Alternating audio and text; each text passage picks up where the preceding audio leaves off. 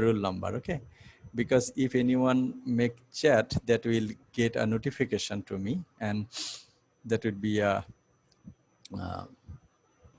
distraction of the class. Anyway, so write your name and roll number. Can you see the screen? Yes, sir. Okay. Yes, sir. Okay. So all of you check the email. Yeah, is it? Yes, sir. Yes, sir. Yes, Okay. sir. And this is this I have sent you yesterday. So, and also the class link and others that I have sent you through the email. Good. Shukonna, write your roll number, please.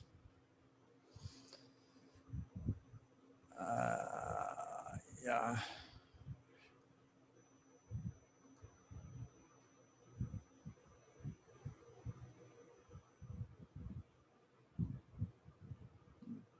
That's great. Okay.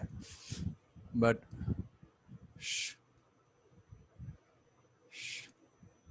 Shukonna, write your roll number, please. Okay. So,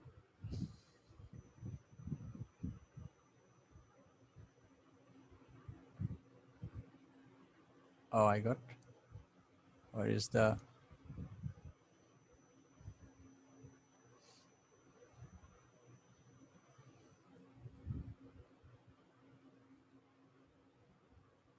so if you have any issue within the class, that means if you can't hear me, if you can, if you get disconnected, or if I would be disconnected, okay, you can SMS me through the chat box.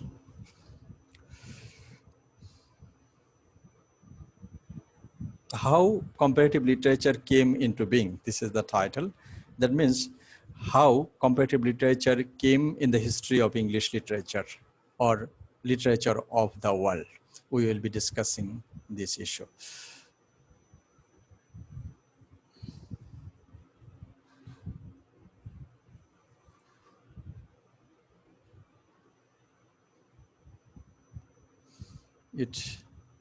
It creates a problem, so I will make my video off so that you can see the screen altogether. The first appearance of the term comparative literature. So when and who used the term comparative literature firstly? And in this regard, we see that a collection of French poems entitled Cours de Literature Compare. Compare, you see the pronunciation, we can make it compare. However, in French term, the pronunciation might be different, but we will be pronouncing in such a way that in 1816, a collection of French poem was published, and the title of that collection of poem of Cours de Literature Compare, and in which the term comparative literature was mentioned in relation to teaching literature in France. That means the firstly, the term comparative literature has been used by some French anthology, that means the collection of poems writer. They use the term. And why they use the term comparative literature? They used the term comparative literature in case of teaching literature in French.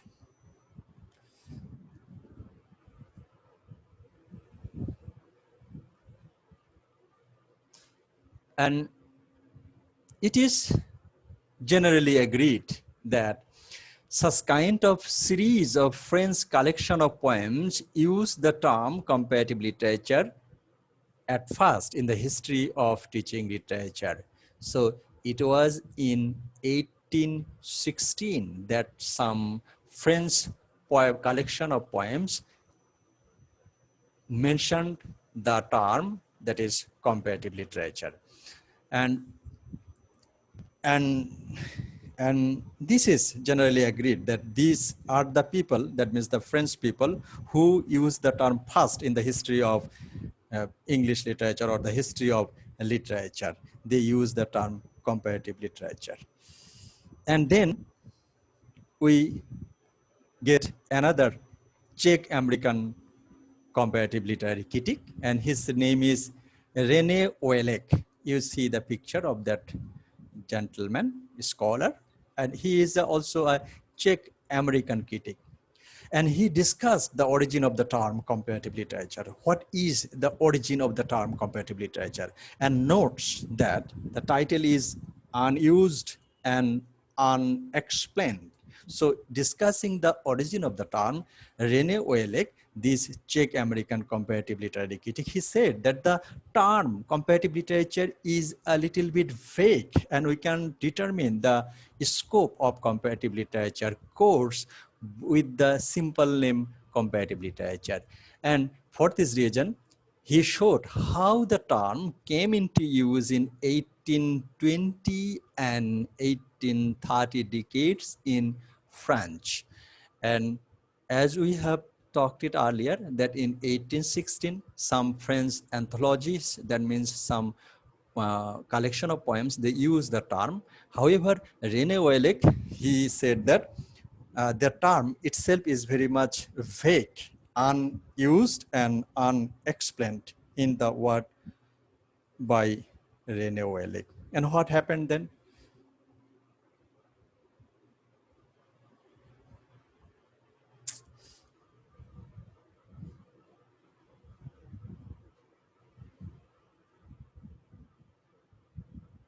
Sorry for the interruption. Antivirus. How it comes, I don't know. Actually, I use, Antivirus.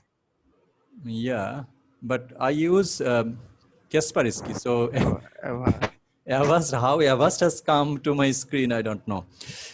Anyway, so Rene Ouellek then, he suggested that the German version of the term Varjeli Chendi, though it is the German word, so we might not get the correct pronunciation. However, we can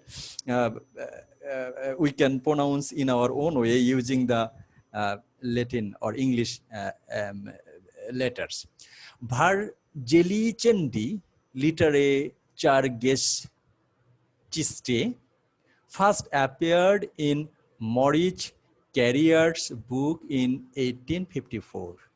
So Rene Ouellek discussed that this term in German language, previous one, that was the French version, and this is the German version. And in a German writer, Maurice Carrier's book in 1854, this term used, that means comparative literature used in German language by this writer, Maurice Carrier. However,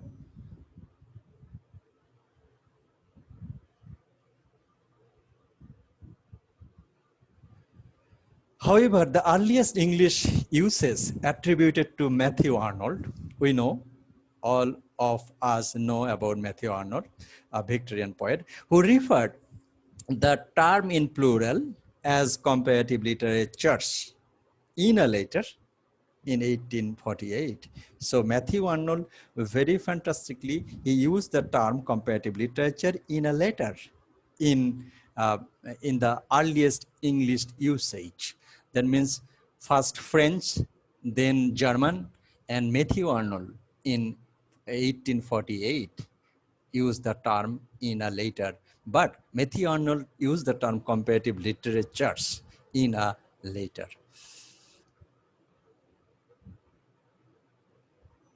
So whatever might be the name of the term, in different countries and languages, it is obvious that the concept of comparative literature was involved in relation to more than one literature in Europe in the early years of 19th century. So we have noticed that in the French, that was in 1816, then German, it was 1854, and Matthew Arnold claimed the term in 1848 in a letter. However, we understood that it might be the we see German language they use a different term in their own language. French people, they use the term in their own language. And also English poet Matthew Arnold, he used this term comparative literatures. However, comparative literature comes in discussion in literary arena, that comparative literature compares literature of different culture in relation to understand the literature of one culture, and simultaneously by comparison with the other country and languages culture and that came in existence in Europe in the early years of 19th century. So this is the this is the way comparative literature came into existence. And it seems that the term comparative literature is derived from a methodological process applicable in science, in which comparison and contrast are being used as a means of confirming a hypothesis. Hypothesis, that means you see when that is a methodological, a systematic process of scientific observation or application. If you want to study or research on a scientific field, you have to compare a thing with the other thing, and such kind with the comparison and contrast, the scientists come into a conclusion, and that conclusion is called hypothesis. So this is the way comparative literature came in discussion of literature that is claimed, and that is Shushan Basnet. He wrote it in his book in page 12. Then another person, and you see the picture of that person, Philarete Chasles, a French critic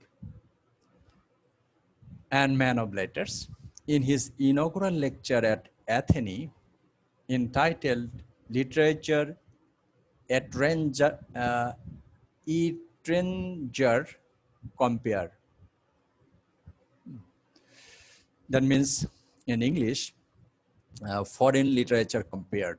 So Filari, the pronunciation sometimes it's called Shashi or Chelsea. We can also call it Chelsea for the betterment of our easy pronunciation. So he used the term in an inaugural lecture in Athens. He said that foreign literature compared and tried to locate the object of study of comparative literature as in the following manner. So in 1835, so all the incidents regarding to comparative literature that happened in the first half of 19th century. So we can claim that comparative literature came into existence in literary area in the first half of 19th century. He said that let us calculate the influence of thought upon thought, the matter in which the people are mutually changed. What else, what each of them has given, giver, and what each of them has received.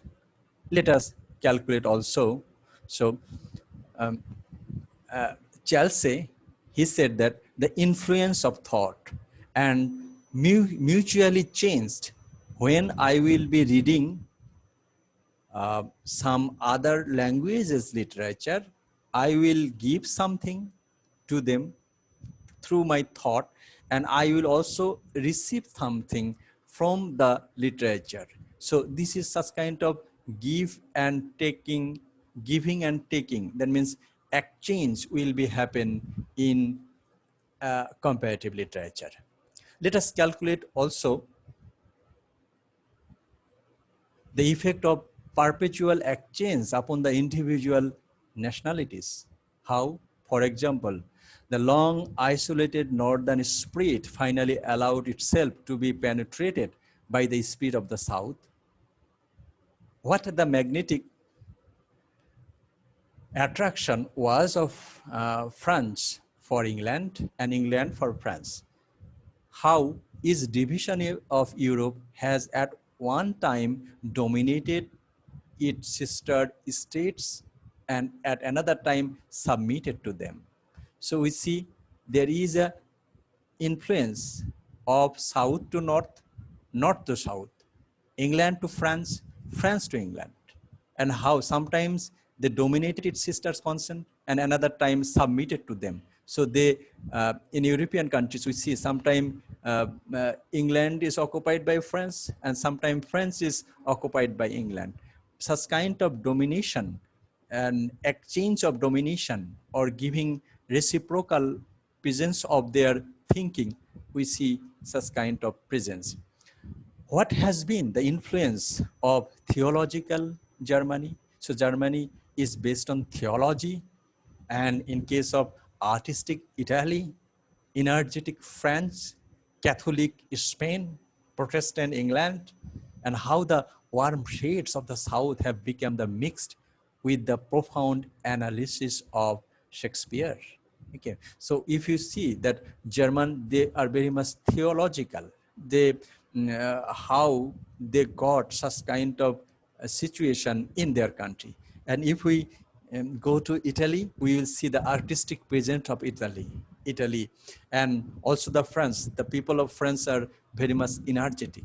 And in case of Spain, we see the Catholic people. England, we see the Protestant people. So how the term shades the South have become mixed with the profound analysis of Shakespeare. So when all are the country, German, Italy, France, Spain, all are the European country.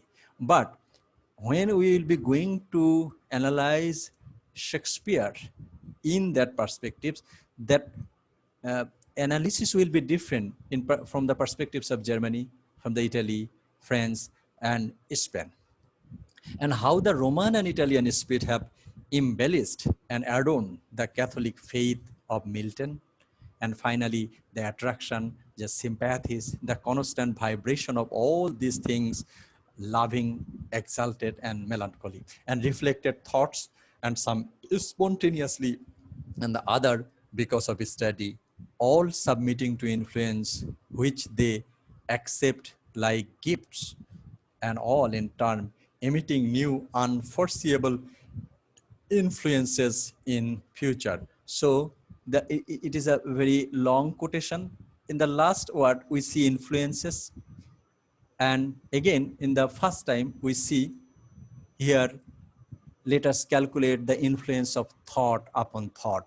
So it might be theological Germany, it might be artistic Italy, it might be energetic France, whatever may the situation of a country or a state. Okay, influence is a very basic term uh, in this long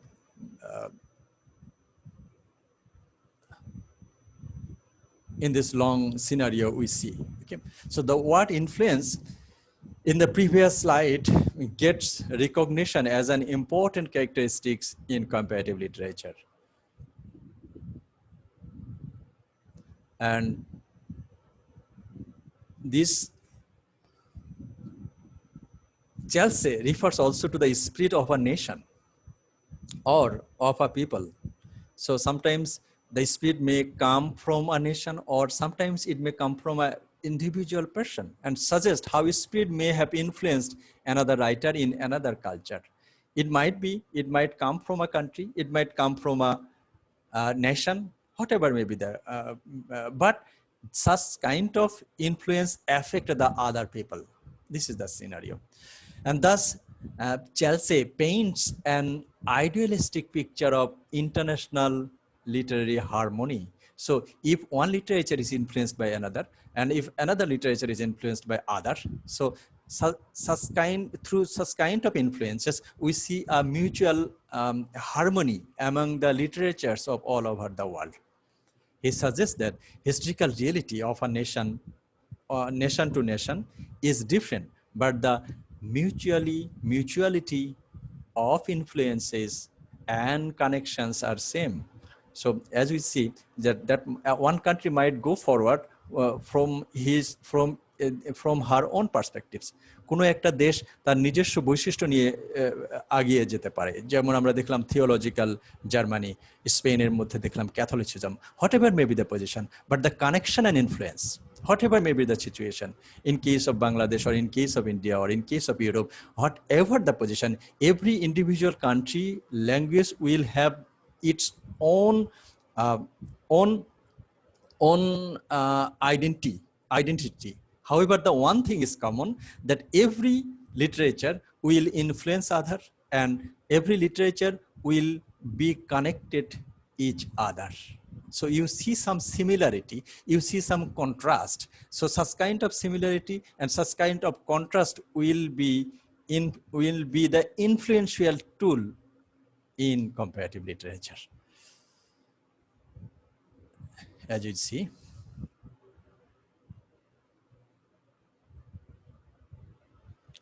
And regarding this, so in the first part, we have understood that comparative literature, the term was first used by some French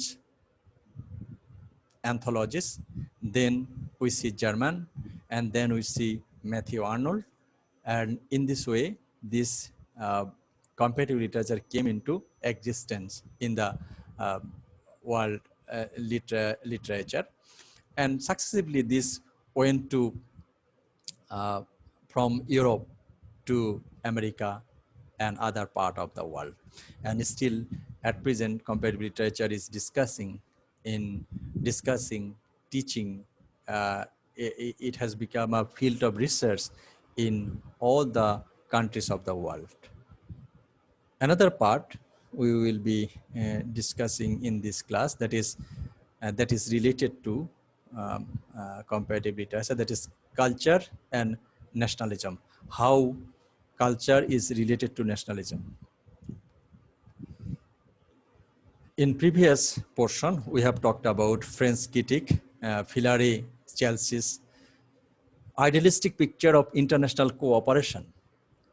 In Chelsea's quotation, we see that influence is a good thing, and one thing is that the culture from one country to another is different, might be different, but the influence is common, the connection is common, the relationship is common, the mutual setting is common. So here, Chelsea idealistic picture of international cooperation in comparative literature as a means of literary influence is only the one side of the common coin. Okay, so such kind of, so friends, this Chelsea's, he said that the connection and the relation is one thing, but here we see that this is the one side of an idea, and we find completely different phenomena of cultural exchange on the other side of the coin. So if we discuss elaborately, we see another thinking in comparative literature. What it is, let's move on.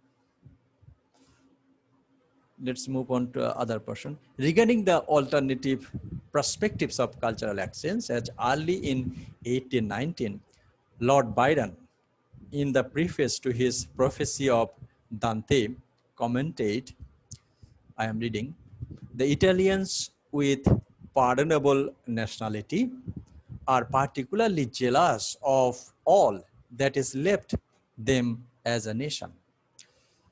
Their literature in the present bitterness of the classic romantic wire are but ill-disposed to permit a foreigner even to approve or imitate them, without finding some fault with the ultramontane presumption.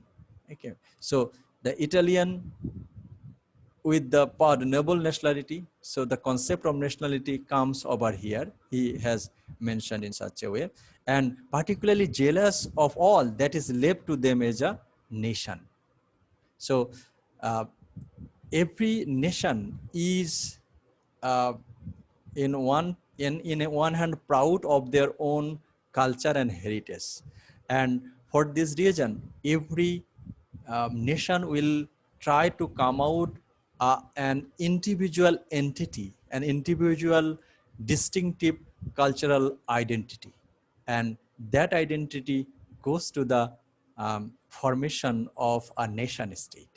Okay, so nation can be defined with the idealistic and distinctive identity in terms of cultural presence, in terms of uh, past tradition and customs. Okay, that Byron mentioned here.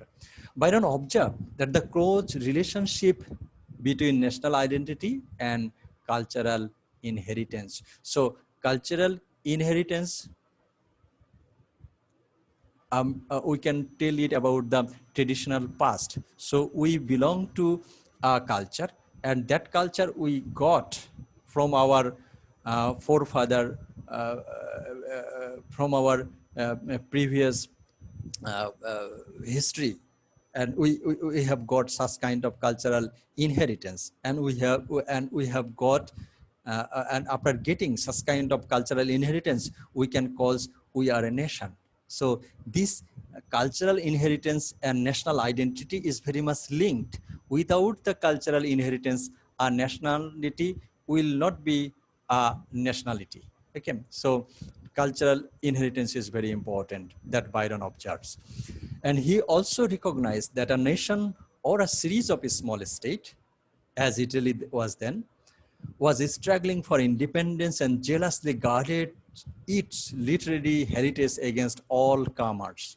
And for this reason, such kind of tendency works within every individual countries. There is an example over here. We see that the Italy at that time, that means in the first half of the 19th century, Italy was a collection of several city-states or a series of states were connected, and they had been called Italy. But always they try to protect their culture. And naturally, we sometimes claim that in case of uh, TV channel, we get exchange, we get recognition to foreign culture, and we surrender, and we start forgetting our own culture. Okay, in such a way, in the first half of the 19th century, Italy tried to guard their own culture, because if their culture mix up with other culture, and by following the other culture, if they forgot to follow their own culture, so the identity of the nation Italy will be jeopardized. And for this reason, Italy guarded their culture. Byron identified two kinds of influences. And for this reason, Byron said that how culture can be changed or can be identified as an individual culture. Byron called it two kinds of influences. One is borrowed influences and stolen influences. Okay, one borrowed, that means uh, if you visit a country, okay, or if you study a country's culture, then you can borrow some attitude. Okay, you can borrow several norms of activities, several notions of activities. Okay, and it is another way, and another portion, that is the stolen influences. That means stolen influences, how that can be. Okay,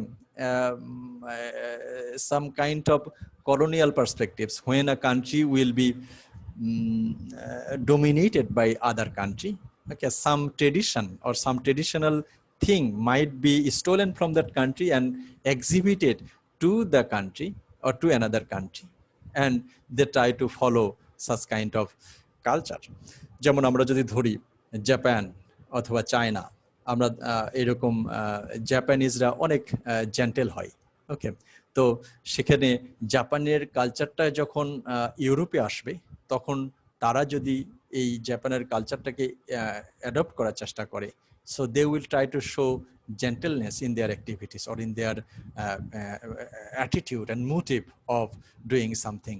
So two kind of influences are there, according to Byron, one borrowed and another stolen. But both work for a matter of perspectives in comparative literature. So in comparative literature, it might be a borrowed influence, it might be a stolen influence. Okay. So, but the influence, play a very vital role in comparative literature. Regarding the influence of other literature, translated literature played vital role in Czech literary revival of the first half of the 19th century. So we have got an appreciation that influence might be two times, one borrowed influence and another stolen influence, but influence is same. Here we will see an example of the Czech literary revival, how Czech literature got revived in the first half of the 19th century. Czechenian writer Vladimir Makura calls it the politics of translation. So it is a term that used by a Czechian writer. He said that the politics of translation, as translation has played a key role in patterns of influence in comparative literature. In our first class, we had been discussing that translation sometimes can be called a branch of comparative literature, but next time comparative literature translation studies become a distinctive area of another individual discipline. Okay? But through the translation, we people are influenced by the culture of the another countries. So translation studies or translation plays a very vital role in comparative literature. Vladimir mentions revolutionary scholar and patriot Joseph Jungmann, who claimed, "In the language is our nationality." Okay. So he said that what is nationality? Jungmann called that language is our identity. So if anyone speak a specific language, a specific Bangla, we can say that, yeah, he is Bengali. If anyone speak French language, we will say that he is French. Okay. So language is our identity. Jungmann found translation as a significant part in developing the new Czech literature. So জাগম্যান বলতেছেন যে check লিটারেচারের উত্থানের জন্য এর translation অনেক বড় ভূমিকা রেখেছে। তারই একটা উদাহরণ এখানে এনে দিতে যাচ্ছেন। He argued that the origin of a text is less important than what happened to the text in the process of translation. Whenever, sometimes we had been discussing in the previous classes that Jacques Derrida's idea of deconstruction. Okay, so here, in case of translation, the original text might get a little bit different. যেমন আমরা বনলতা সেন কবিতায় দেখি যে ডানায় রোদের গন্ধ মেখে নিল চিল। যদি এটাকে আমরা রোদের কি কোনো গন্ধ আছে, আর যদি গন্ধ থাকেও এটাকে যখন আমরা ইংরেজিতে ট্রান্সলেশন করব বা অন্য ভাষায় ট্রান্সলেশন করতে পারবো, হ্যাঁ, সেই জায়গায় এই প্রকৃত অর্থটা ওইভাবে হয়তো প্রকাশ পাবে না। এখানে জাগম্যান সেটা আর্গিউ করছে যে এটা লেস ইম্পর্ট্যান্ট, ট্রান্সলেশনের পরে অন্য একটা জায়গায় এটার অবস্থা কি দাঁড়ালো সেটা কোনো গুরুত্বপূর্ণ বিষয় না। টু জাগম্যান, ট্রান্সলেশন ইনটু চেক was a process of enhancement. Okay, তার মানে a means of extending a range of the language and of the emergent literature. আমি যে কথা উদাহরণটা দিলাম সেই কথাই বললাম। ধরুন এই বনলতা সেন জীবনানন্দ দাশের এই কবিতাটা আমি বললাম ডানায় রোদের গন্ধ মেখে নিল চিল, এটা যদি 10টা ভাষায়, ফ্রেঞ্চ, জার্মান, ইটালিয়ান, স্প্যানিশ, বিভিন্ন 10টা ভাষায় ট্রান্সলেশন হলো এবং ট্রান্সলেশন হয়ে বনলতা সেনের কবিতার হয়তো সেই যে অ্যাপিল, চুল তার কবেকার অন্ধকার বিদিশারে দিশা, এই যে অ্যাপিল, সেই অ্যাপিলটা হয়তো বা অনেকাংশে ডিকনস্ট্রাক্টেড হয়ে গেল, অন্য একটা অ্যাপিল তৈরি করলো। But Jagman said that it is a one kind of enhancement and emergent comparative literature. That means through the translation studies, such kind of literature, one literature get transmitted to more than one languages and one cultures and too many people. So when a literature will be translated to another languages or another culture, the people of that different culture will be reading the text, and for this reason, a literature will be enhanced. A literature will get recognition by many languages and many people all over the world. And that is the claim of Jagman. And previously he has mentioned that language is our, and if it is,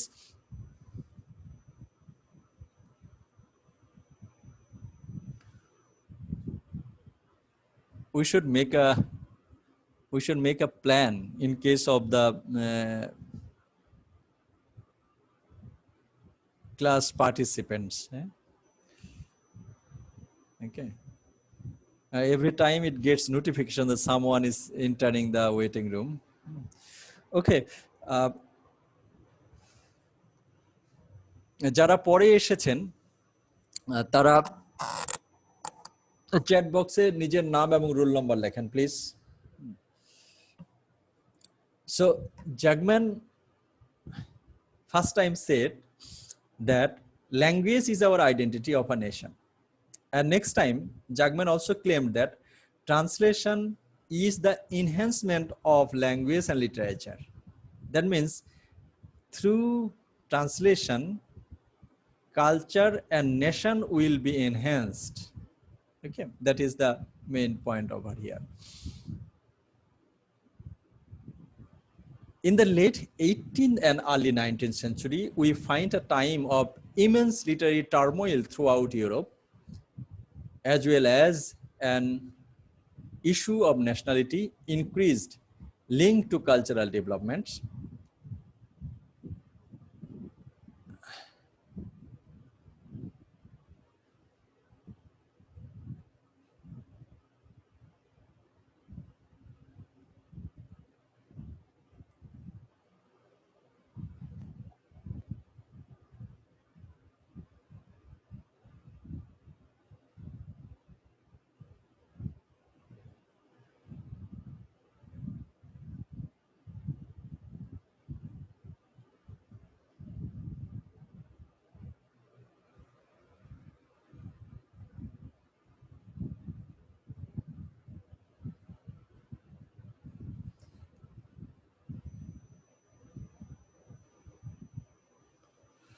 In the late 18th and early 19th century, we find a time of immense literary turmoil throughout Europe as an issue of nationality increased linked to cultural developments.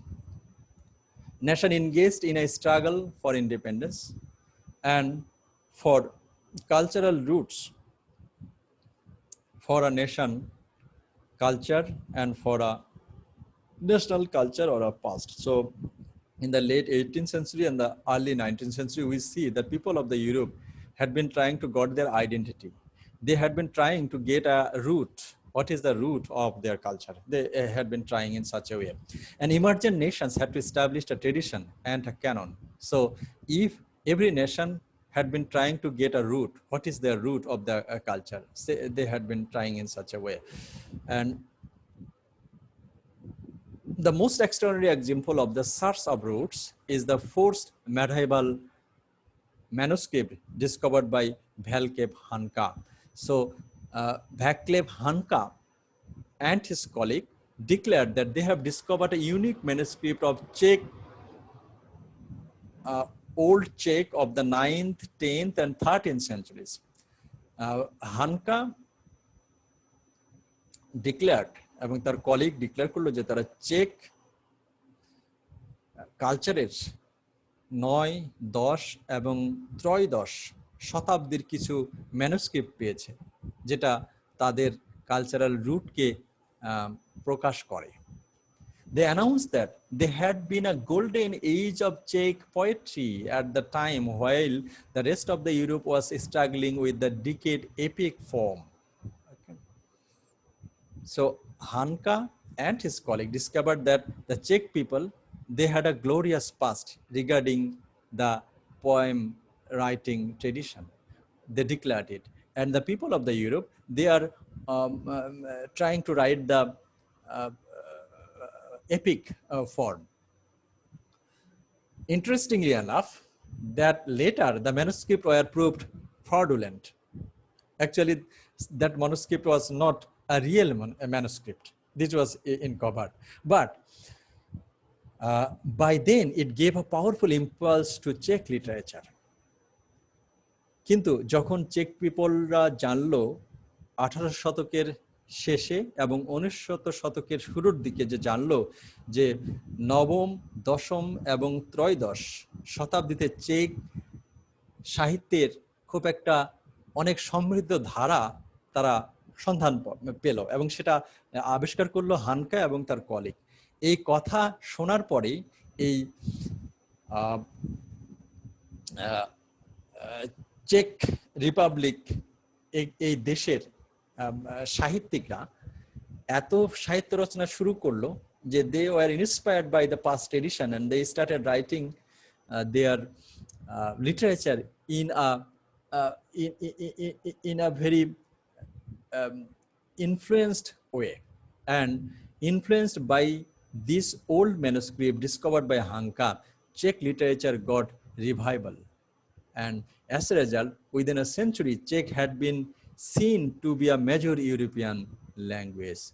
So getting inspired from the first or the first manuscript discovered by Hanka, that got a influential tool for the revival of Czech literature. And though that worked for the revival of the Czech literature, that was also influenced Czech language. And for this reason, Czech language became one of the important languages in Europe. So by literature, as we have said that in case of comparative literature, influence is the motive, and influence is the key tool that we get from the other literature. So the Czech people, they were inspired by their old tradition, old glorious past, and with that glorious past, they were influenced, and their literature got revival, and their language got recognition as an influential language in Europe.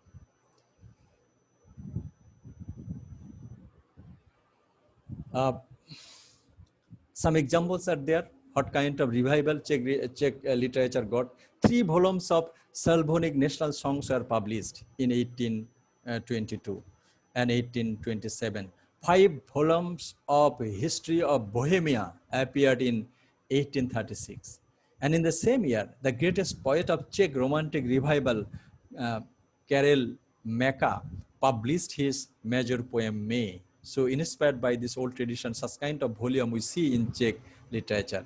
And assisted by the forced medieval manuscript, Czech was desperately trying to establish the cultural roots, and as a desert to nationalism at the time of ongoing cultural and political struggle in Europe.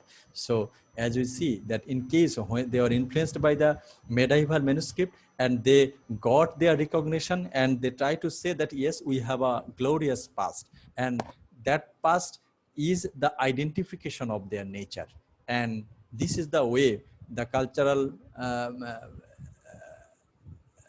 cultural identity gets to its root for national identity. And some tendency of looking back to a glorious hidden past was also shared by several nations throughout Europe. Mid-18th century onwards saw immense interest of publishing folk song, poetry, folk tales related to national roots.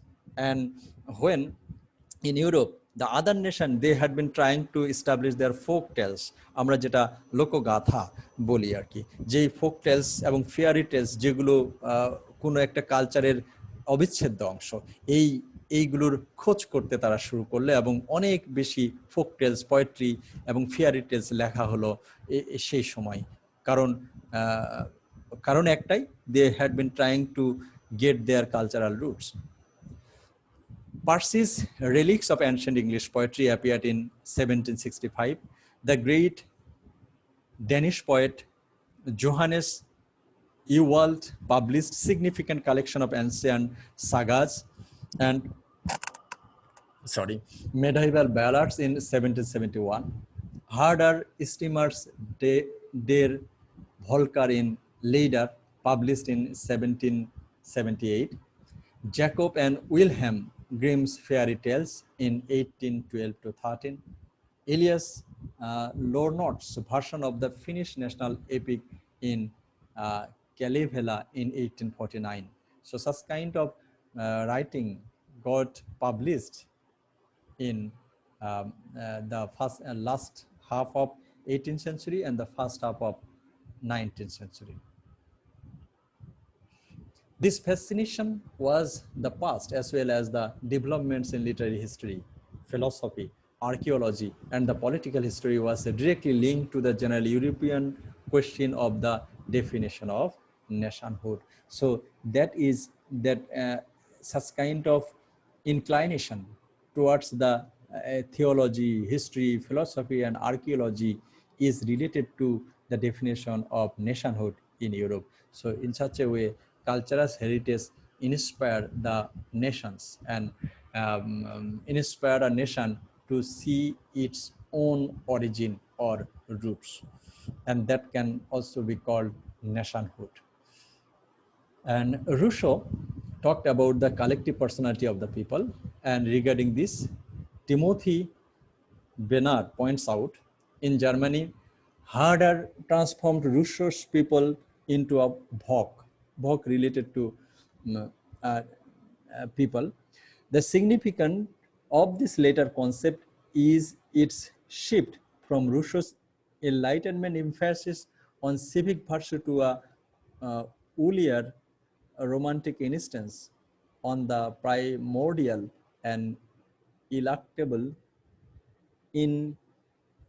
ineluctable roots of nationhood as a distinguishing feature from the other communities.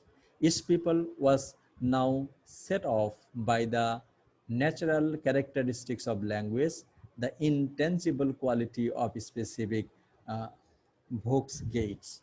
Okay, so every people will have their own identity regarding some characteristics, and such kind of characteristic is untangible. That means we can touch, we can simply feel it.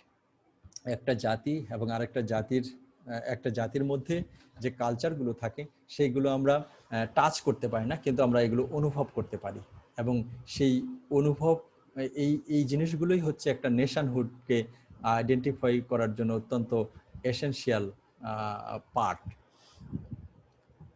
So the idea of the national cultural heritage that is sprang from the people and from the genuine authentic voices of the collective upon which the nation was based, and was a very powerful in the age of revolution that swept Europe. Not all emergent nations invented their own existent medieval literature, but it is significant that a key text which caught the public imagination right across the Europe and was translated into a huge range of languages was also a forgery, James Macarthon Fingal, which appeared in 1762. আমরা check সাহিত্যের ক্ষেত্রে যেটা দেখলাম, যে check সাহিত্যের ক্ষেত্রে তাদের উত্থানের পিছনে প্রধান কারণ হলো যে মেডাইভাল মধ্যযুগে তাদের একটা কালচারাল পাস্টের সন্ধান পেয়েছিল। সেই রকম যে প্রত্যেকটা জাতি এরকম যে একটা কালচারাল ট্রেডিশনের সন্ধান পেয়েছিল তা কিন্তু না, কিন্তু সেই মেডাইভাল ম্যানুস্ক্রিপ্টটা যখন বিভিন্ন ভাষায় ট্রান্সক্রিপ্ট হয়ে যায়, মানে ট্রান্সলেটেড হয়ে যায়, তখন সবাই এই ট্রান্সলেশন সেই ম্যানুস্ক্রিপ্টটা পড়ে, ট্রান্সলেটেড ম্যানুস্ক্রিপ্ট পড়েই তাদের নিজের কালচারাল পাস্ট সার্চ করার জন্য আগ্রহী হয় এবং হয়েছিল, যেটা কিনা তাদের নেশনহুডকে পরিচয় করার জন্য পরিচিত করার জন্য এবং একটা ইন্ডিভিজুয়াল আইডেন্টিটি নিয়ে তাদের নেশনকে সামনে নিয়ে আসার জন্য গুরুত্বপূর্ণ ভূমিকা পালন করে। And for this reason, the title is mentioned that is culture that hits towards nationalism or nationhood or national identity. Thus, heading to past edition, অতীত ট্রেডিশনের প্রতি যে আগ্রহ মানুষের, and culture next time translated in many languages, though in forgery, যদিও এটা বিভিন্নভাবে এটাকে forgery নকল করা হয়েছে, inspired nationalism all through Europe. So comparative literature, in comparative literature we see translation studies, and translation studies, through that comparative literature we can study the culture, and through the culture we can go to the traditional past or inheritance, and that is the very idea of nationalism in nationalism in European countries that we get. Okay, so this is all from today's class. Then we